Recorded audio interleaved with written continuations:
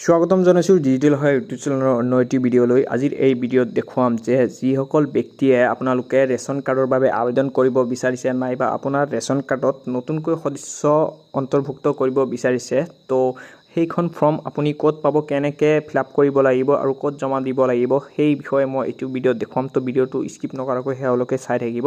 তেন্তে বলক ভিডিঅ'টো কণ্টিনিউ আৰম্ভ কৰোঁ। তো প্ৰথমতে আপোনালোকে এইখন ফৰ্ম ক'ত পাব। তো এইখন ফৰ্ম পাবলৈ হ'লে আপুনি এই ভিডিঅ'ৰ ডিছক্ৰিপশ্যন বক্সত গুচি যাব, তাতে গৈ এখন লিংক পাব, লিংকটোত ক্লিক কৰি দিব। ক্লিক কৰি দিয়াৰ লগে লগে আপুনি এইখন ফৰ্ম ডাউনলোড কৰিব পাৰিব। এতিয়া বলক আপুনি ফৰ্মটো কেনেকৈ ফিলআপ কৰিব সেই বিষয়ে এতিয়া চাই লওঁ। তো ফৰ্মটো ফিলআপ কৰাৰ আগতে মন কৰিব যে যিসকল ব্যক্তিয়ে আপোনালোকে নতুনকৈ আপোনাৰ সদস্য ভৰ্তিহে কৰিব বিচাৰিছে, আগৰ পৰাই কাৰ্ড আছে, তেতিয়াহ'লে তেখেতসকলে ইয়াতে টিক চিন কৰিব। আৰু যদি আপুনি নতুনকৈ ৰেচন কাৰ্ড বনাই ল'ব খুজিছে তেতিয়াহ'লে আপোনালোকে ইয়াতে টিক চিন কৰিব। তাৰপিছত আহিব আপোনাৰ কাৰ্ড টাইপটো ইয়াতে আপোনালোকে যিসকল নতুনকৈ বনাব খুজি আছে তেখেতসকলে APL বুলি চিলেক্ট কৰি ল'ব। আৰু যদি আগৰ পৰাই আছে তেতিয়াহ'লে APL নে BPL আছিলে সেইটো আপোনালোকে চাই পিনে ইয়াতে আপোনাৰ সেইটো লিখি দিব। তাৰপিছত আহিব আপোনাৰ এখন ঘৰ কাৰ্ড নাম্বাৰটো তেখেতসকলে লিখিব যিসকলে আপোনালোকে অকল সদস্য ভৰ্তিহে কৰিব বিচাৰিছে, নতুনকৈ বনোৱা নাই। তো তেখেতসকলেহে অকল আপোনাৰ পুৰণা যিখন 1800 কিবা কিবি নম্বৰ আছে নহয়, সেই নাম্বাৰটো ইয়াতে বহাই দিব। আৰু যিসকলে আপোনাৰ নতুনকৈ এপ্লাই কৰিব বিচাৰিছে তেখেতসকলে এইখন ঘৰ ব্লেংক ৰাখিব। তাৰপিছত আহিব আপোনাৰ ইয়াতে ফটো, যাৰ নামত আপোনালোকে ৰেচন কাৰ্ডটো বনাব বিচাৰিছে তেখেতৰ ফটো ইয়াতে চিপকাই দিব।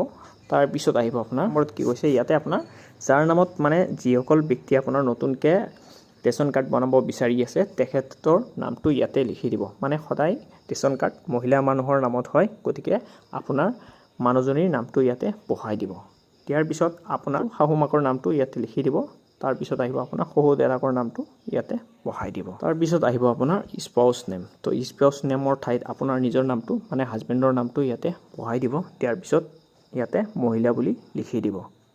যিহেতু আপোনাৰ বাইদেউৰ নামতে আপোনাৰ ৰেচন কাৰ্ডটো হৈ আছে, গতিকে ইয়াতে মহিলা বুলি লিখিব। তাৰপিছত আপোনাৰ মানুহজনীৰ ডেট অফ বাৰ্থটো ইয়াতে বহাই দিব। ইয়াৰ পিছত সেই ডেট অফ বাৰ্থৰ মতে আপোনাৰ বয়স কিমান হৈ আছে বৰ্তমান সেইটো ইয়াতে লিখি দিব। ইয়াৰ পিছত ইয়াতে ইণ্ডিয়ান বুলি লিখি দিব। তাৰপিছত আহিব আপোনাৰ এইটো ঘৰত একো লিখিব নালাগে, ব্লেংক ৰাখিব। ইয়াতে আপোনাৰ ফোন নাম্বাৰটো উল্লেখ কৰি দিব। তাৰপিছত বাইদেউৰ নামত যিটো বেংক একাউণ্ট আছে, একাউণ্ট নাম্বাৰটো ইয়াতে বহাই দিব। দিয়াৰ পিছত ইয়াতে বেংক নামটো লিখি কিনে আপোনাৰ স্পেচ লিখি আপোনাৰ ব্ৰাঞ্চ নেমটো ইয়াতে লিখি দিব। যেনে নলবাৰী আছে তো নলবাৰী দিব, যাৰ যিটো হয় সেইটোৱে দি দিব। তাৰপিছত যদি আপোনালোকৰ জব কাৰ্ড আছে, এইটো অপশ্যনেল হয়, যদি আপোনাৰ জব কাৰ্ড আছে আগৰ পৰাই তেতিয়াহ'লে জব কাৰ্ড নাম্বাৰটো ইয়াতে বহাই দিব। আৰু যদি আপোনাৰ BPL ওপৰত চিলেক্ট কৰিছে তেতিয়াহ'লে BPL নাম্বাৰটো ইয়াতে বহাই দিব। তাৰপিছত আহিব আপোনাৰ বৰ্তমান ঠিকনা। তো বৰ্তমান আপোনাৰ কি ঠিকনা সেইখিনি ইয়াতে উল্লেখ কৰি দিব লাগিব। প্ৰথমতে ইয়াতে আছাম বুলি লিখিব। তাৰপিছত ইয়াতে আপোনাৰ ডিষ্ট্ৰিক্টৰ নামটো লিখিব। তাৰপিছত ইয়াতে সাব ডিভিজন আপোনাৰ যিটো হয় সেইটো লিখি দিব। আপোনাৰ ভোটাৰ কাৰ্ডৰ পিছফালে চাই ল'ব, তো তেতিয়া শুদ্ধকৈ লিখিব পাৰিব। তাৰপিছত ইয়াতে চাৰ্কুলৰ নামটো লিখি দিব। যদি আপুনি গাঁৱত বসবাস কৰে তেতিয়াহ'লে আপুনি R লিখিব ইয়াতে, আৰু যদি আপুনি চহৰত বসবাস কৰে তেতিয়াহ'লে ইয়াতে U বুলি লিখি দিব। তাৰপিছত ইয়াতে আপোনাৰ যিটো ব্লক হয় তো সেই ব্লকৰ নামটো ইয়াতে লিখি দিব। তাৰপিছত ইয়াতে আপোনাৰ গাঁও পঞ্চায়ত বা টাউন কমিটিৰ নামটো ইয়াতে উল্লেখ কৰি দিব। তাৰপিছত ইয়াতে আহিব আপোনাৰ গাঁৱৰ নাম বা আপোনাৰ ৱাৰ্ড নম্বৰ কিমান, যদি চহৰত বসবাস কৰে তো ৱাৰ্ড নম্বৰটো আৰু ৱাৰ্ড নেমটো লিখি দিব। তাৰপিছত আহিব আপোনাৰ নিজৰ ঘৰত ইয়াতে এইটো ষ্টাৰ মাৰ্ক আছে যিহেতু এইটো ভালকৈ লিখিব। যদি আপোনাৰ নিজৰ ঘৰ আছে তেতিয়াহ'লে আপুনি অন হাউচ বুলি লিখি দিব। আৰু যদি আপোনাৰ ভাড়াত থাকে তেতিয়াহ'লে আপোনাৰ ৰেণ্টেড হাউচ বুলি ইয়াতে উল্লেখ কৰি দিব। তাৰপিছত আহিব আপোনাৰ ঘৰৰ মালিকৰ নাম। যদি আপুনি এইটো ঘৰটো তেখেতসকলে ভৰ্তি কৰিব লাগিব, লিখিব লাগিব যিসকলে আপোনাৰ ৰেণ্টত থাকে, ঠিক আছে। তাৰপিছত আহিব আপোনাৰ লেণ্ডমাৰ্ক। তো ইয়াতে নিয়াৰ স্কুল বা নিয়াৰ নামঘৰ যিকোনো এটা দি দিব। তাৰপিছত ইয়াতে আপোনাৰ পিন নম্বৰটো লিখি দিব। তাৰপিছত আহিব আপোনাৰ ঘৰ নম্বৰটো ইয়াতে বহাই দিব। তাৰপিছত আহিব আপোনাৰ B নম্বৰত কি হৈছে ইলেকশ্যন ডাটা। তো ইয়াতে আপোনাৰ লোকসভাৰ নামটো লিখি দিব। তাৰপিছত আপোনাৰ বিধানসভাৰ নামটো ইয়াতে বহাই দিব। তাৰপিছত আপোনাৰ কোন চনৰ ভোটাৰ লিষ্টৰ মতে আপুনি এইখন ফৰ্ম পূৰাব বিচাৰিছে সেই চনটো আপুনি ইয়াতে উল্লেখ কৰি দিব। তাৰপিছত আপোনাৰ ভোটাৰ কাৰ্ডৰ পিছফালে আপোনাৰ পুলিং ষ্টেচনটো নাম্বাৰটো লিখা আছে ইয়াতে কিমান নম্বৰ পুলিং ষ্টেচন হয় তো সেইটো আপুনি ইয়াতে উল্লেখ কৰিব ইয়াৰ পিছত পুলিং ষ্টেচন নামটো লিখি দিব মানে আপোনাৰ স্কুলৰ নামৰ ফালে বাওঁফালে নে সোঁফালে এনেকুৱা কিবা লিখা আছে নহয় সেইটো আপুনি ইয়াতে লিখি দিব দিয়াৰ পিছত আপোনাৰ ভোটাৰ লিষ্টৰ মতে আপোনাৰ পুলিং নাম্বাৰ কিমান হয় সেইটো সিৰিয়েল নম্বৰটো আপোনাক যে ভোটাৰ সময়ত এখন কাগজ দিয়া হৈছিল সেই কাগজত লিখা আছে তাৰে সংখ্যাটো ইয়াতে লিখি দিব দিয়াৰ পিছত আপোনাৰ সেই ভোটাৰ লিষ্টৰ মতে আপোনাৰ ঘৰ নম্বৰ কিমান সেইটো আপুনি ইয়াতে বহাই দিব তাৰ পিছত আহিব আপোনাৰ পাৰ্মানেন্ট এড্ৰেছ যদি আপোনাৰ প্ৰেজেন্ট এড্ৰেছৰ লগত একে আছে তেতিয়া হলে ইয়াতে টিক চিন কৰি দিব আৰু এইখিনি আপোনালোকে ফিলআপ কৰিব নালাগে আৰু যদি আপোনালোকে বেলেগ জায়গাত আছে কবাত তেতিয়া হলে এইখিনি আপোনালোকে চাই মিলি ফিলআপ কৰি দিব তাৰ পিছত আহিব আপোনাৰ প্ৰফেশনাল ডিটেইলছ মানে আপুনি কি কৰে সেই বিষয়ে ইয়াতে ভৰাব লাগিব তো ইয়াতে দিছে আপোনাৰ অকুপেশনত আপুনি কি কাম কৰে যদি আপুনি লেবাৰ কৰে তো ইয়াতে লেবাৰ বুলি লিখি দিব তো আপোনাৰ টোটাল ইনকাম তো আপোনাৰ কৰ হিচাপত কিবা এটা ধৰি কিনে ইয়াতে লিখি দিব যাতে 2 লাখৰ ওপৰত না যায় তাৰ পিছত আহিব আপোনাৰ গ্যাস কানেকশন ডিটেইলছ যদি আপোনালোকৰ গ্যাস কানেকশন আছে তেতিয়া হলে আপোনাৰ ইয়াতে ইয়েস বুলি দিব আৰু যদি নাই তেতিয়া হলে আপুনি NA বুলি ইয়াতে উল্লেখ কৰি দিব তাৰ পিছত আহিব আপোনাৰ গ্যাস কোম্পানী নাম যদি আপোনাৰ ইয়েস বুলি লিখি দিছে ওপৰত তেতিয়া হলে अवेलेबल বুলি লিখি দিছে ওপৰত তেতিয়া হলে আপুনি কোম্পানীৰ নামটো যে LPG বা ভাৰত গ্যাস ইয়াতে যিকোনো এটা বহাই দিব তাৰ পিছত আপোনাৰ কোনটো এজেন্সিৰ পৰা লৈ আছে হিৰিম বা নে কিবা কিবি নাম থাকে নহয় খুজবু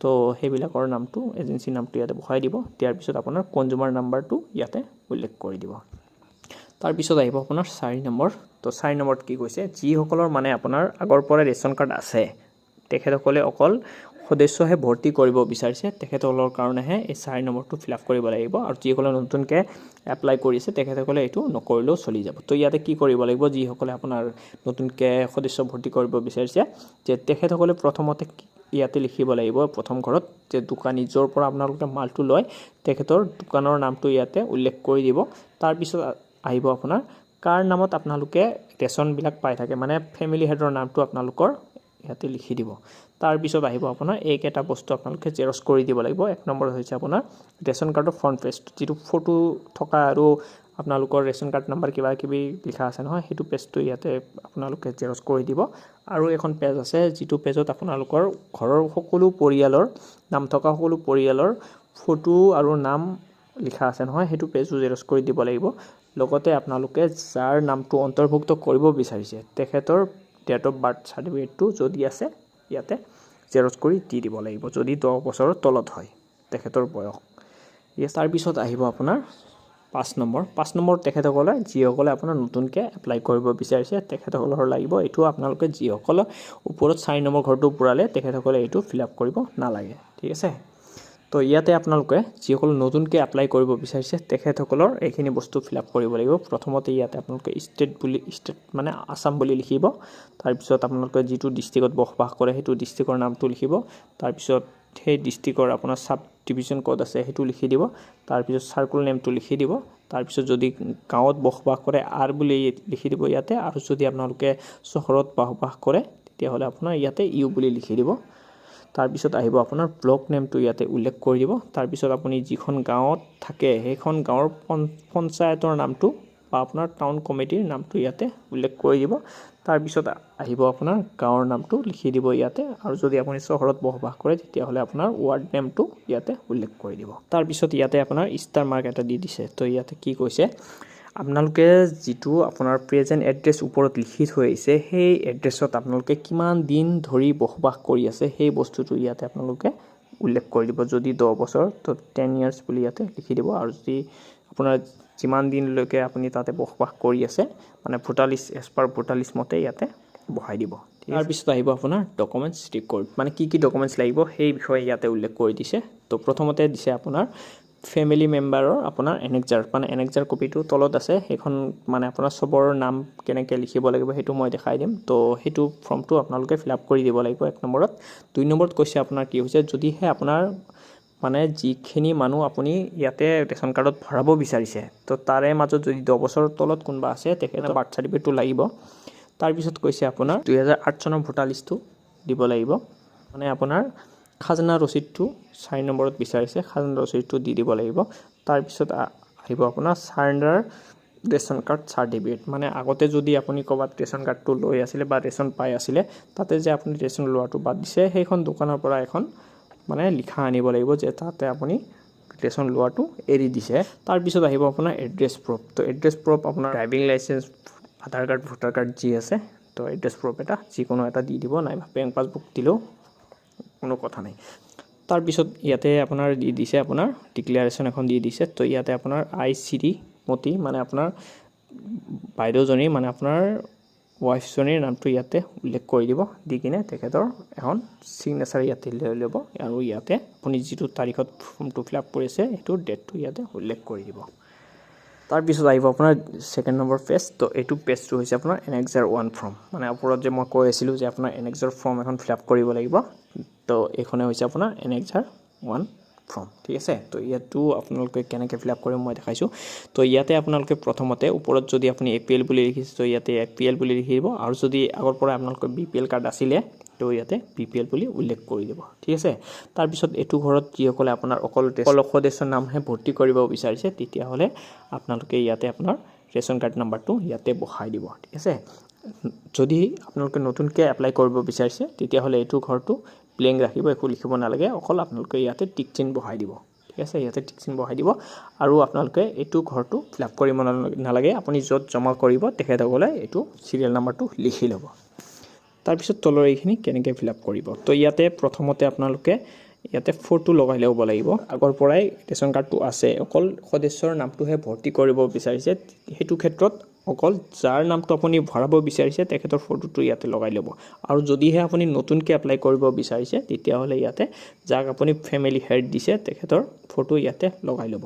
তাৰপিছত তেখেতৰ নামটো ইয়াতে লিখি দিব। তাৰপিছত তেখেতে পুৰুষ নে মহিলা ইয়াতে উল্লেখ কৰি দিব।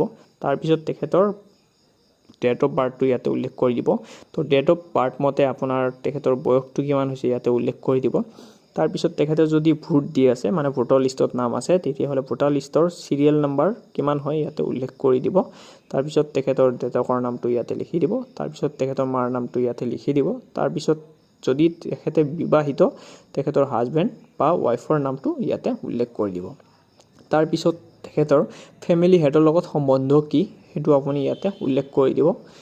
তাৰপিছত আহিব আপোনাৰ ইয়াতে ইণ্ডিয়ান বুলি লিখি দিব, মানে ভাৰতীয়।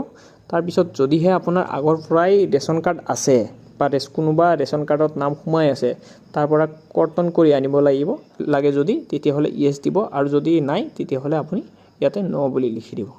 ঠিক আছে, তো এনেকৈ আপোনাৰ যিমানখিনি মেম্বাৰৰ নামটো আপোনালোকে ভৰাব বিচাৰিছে তো এইখিনি ঘৰ আপোনালোকে ফিল আপ কৰি দি দিব। তলত চহী এখন আছে, তো ফেমিলি হেডৰ যাক ফেমিলি হেড দিছে তেখেতৰ ইয়াতে ছিগনেচাৰ কৰি দিব লাগিব, আৰু যিটো ডেটত ছিগনেচাৰ কৰিছে তাৰিখটো ইয়াতে উল্লেখ কৰি দিব।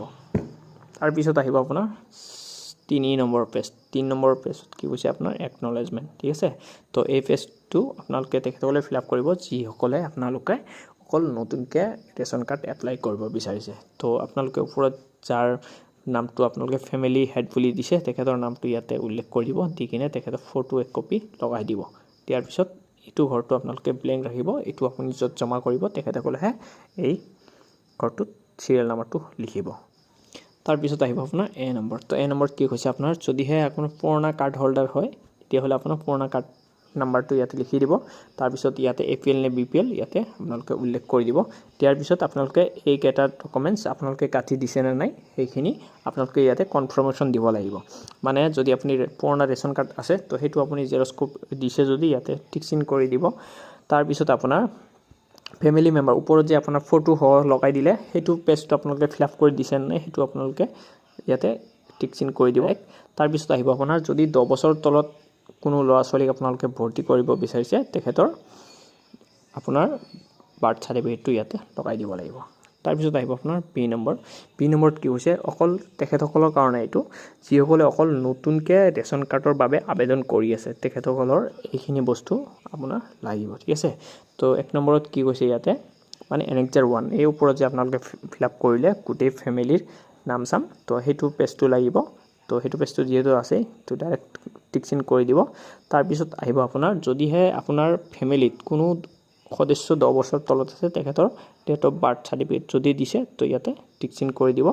তাৰপিছত আহিব আপোনাৰ 2008 চনৰ ভোটাৰ লিষ্টত তাতে নাম আছে নাই সেই ভোটাৰ লিষ্টটো আপুনি ইয়াতে দিব দি কিনে আপুনি টিক চিন কৰি দিব তাৰপিছত আহিব আপোনাৰ 4 নম্বৰ কি হৈছে আপোনাৰ খাজনা ৰচিদটো দি দিব লাগিব জেৰক্স কপি তাৰপিছত আহিব আপোনাৰ কাৰ্ড মানে আপুনি যদি আগতে ক'বাত ৰেচন লৈ আছিলে তাতে যদি আপুনি লোৱা বাদ দিছে বা সাৰেণ্ডাৰ কৰিছে দোকানটো চেঞ্জ কৰিব বিচাৰিছে তেতিয়া হলে তাৰ পৰা এখন সাৰেণ্ডাৰ মানে লিখা আনিবলৈ সেই লিখাটো আপোনাৰ ইয়াতে গাঠি দিব লাগিব দি কিনে আপুনি টিক চিন কৰি দিব তাৰপিছত আপোনাৰ address proof PAN card voter card যি আছে আপোনালোকৰ তো হেতু আপোনাৰ জেৰক্স কপি ইয়াতে দি কিনে আপোনাৰ টিক চিন কৰি দিব